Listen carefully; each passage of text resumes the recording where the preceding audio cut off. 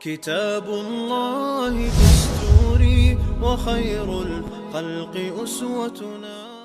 Meet Ali Bennett, a friend of mine, a young Muslim born and raised in Sydney, Australia, who has lived quite a successful life.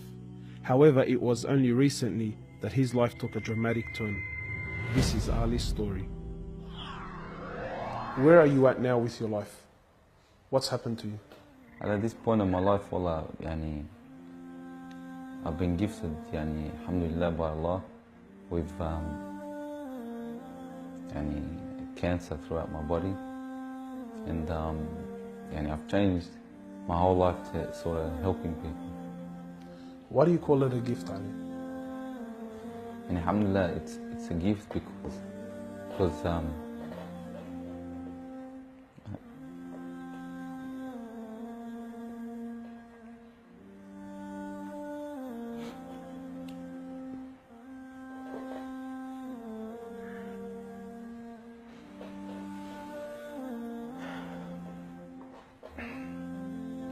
and it's a gift because Allah's given me a chance to change. What has having cancer, what has it opened your eyes to? SubhanAllah, everything in life, even the smallest gift, like breathing fresh air.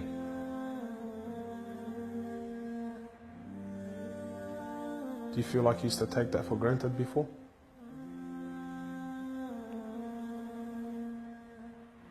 How long have you had cancer? 4 months now. Ali was diagnosed with stage 4 cancer and given only 7 months to live. Upon finding the news, he immediately sold his successful business and was forced to reconsider the lavish lifestyle he was accustomed to. Everything was to change. Ali, what was your reaction when you came to know you had cancer? I got rid of my cars, I got rid of my watches, even my clothes. I took them with me overseas and I gave them to a lot of people up there. Alhamdulillah. So I wanted to try to leave this world without anything. So you were on a mission to get rid of your dunya. It wasn't until Ali invited us into his room that we truly understood the luxurious lifestyle that he was living and the extent of the sacrifice that he was making. What's all this, Ali? Talk to me, explain this. It's a bracelet, costs about $60,000. $60,000. Yeah. What do you have in these boxes, Ali? They're all my shoes, alhamdulillah. Louis Vuitton? All Louis Vuitton. How much is something like this worth, Ali? They're probably about $1,300. How much you pay for that, Ali? About $700. Pounds. For a pair of thongs, yeah. So what's happening with the sunglasses here, Ali? I just like collecting different sunglasses. Yeah? I've got rid of a lot of them. I gave them to a couple of brothers in Africa, alhamdulillah. So you're telling me there's a kid in Africa that's walking around with Louis Vuittons and... Can I try one of these hats on? I've only mentioned them in my talks like 100 times. You can try the red one on. It's limited edition one. Barakallah. What do you reckon else? Sheikh Gucci. Ali's interest in the dunya has left him abruptly and no longer holds a place in his heart. So Ali, what do you feel now like when you look at this? And driving something like this doesn't really cross my mind anymore. It's not something I would want to do no more. After someone tells you, or you find out that you're sick, or you haven't got much time in this life, wallah, this is the last thing you would want to chase. And this is how we should be living our life every day. Car like this, people would love to be in it, people would love to own, people would love to drive it. Wallah, they're going for the wrong goals.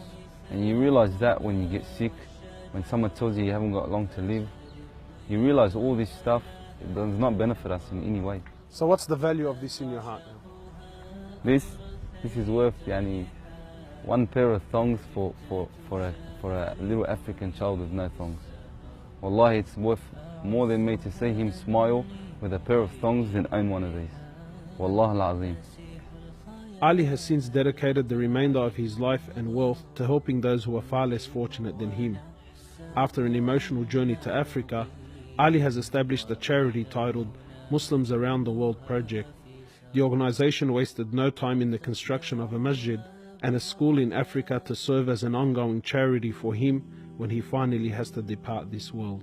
Well, it all started from when I went to the cemetery when a brother that has the same, that has cancer, passed away. And I was at the cemetery and I was just thinking to myself, you know, after you go, there's nothing. There's no one there for you. No mother, no father, no brother, no sister, except for your deeds. And even your money is not going to be there for you. So the only thing that's going to be there for you is a sadaqah. And that's the only thing that's going to help you gradually through your time in the grave till you get to the ultimate destination. As the reality of death further sinks in, Ali spends most of his personal time in preparing himself for his final meeting with his Creator, Allah. The Prophet of Allah says, sallallahu alaihi wasallam, more or less, he says, he who loves to meet Allah, Allah loves to meet him. And he who hates to meet Allah, Allah hates to meet him. Are you loving to meet Allah? Because of this cancer, I've been advised by one of the brothers to take a special drug to help me with pain and stuff. And subhanAllah, it's very strong. I took a bit too much and I came into a whole different world within not knowing where I was, and it was very hard for me. And subhanAllah, I actually seen things I've never seen before.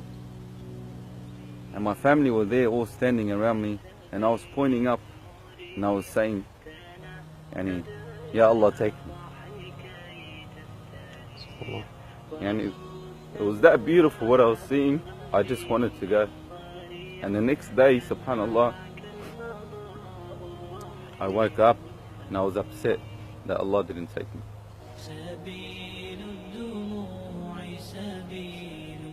Well, I ask Allah subhanahu wa ta'ala to purify you and to give you shifa, to keep you around us for a long time. Allah, may Allah subhanahu wa ta'ala reward you. تذكر يوما كنت تعانق دمعة الفكر تناجي الله في صبر وترجو رحمة تسري فعاش القلب إخلاصا وصرت تحوم كالطير تحلق في ثقافات وتنهل من ربى الخير ترى ما زلت تذكرها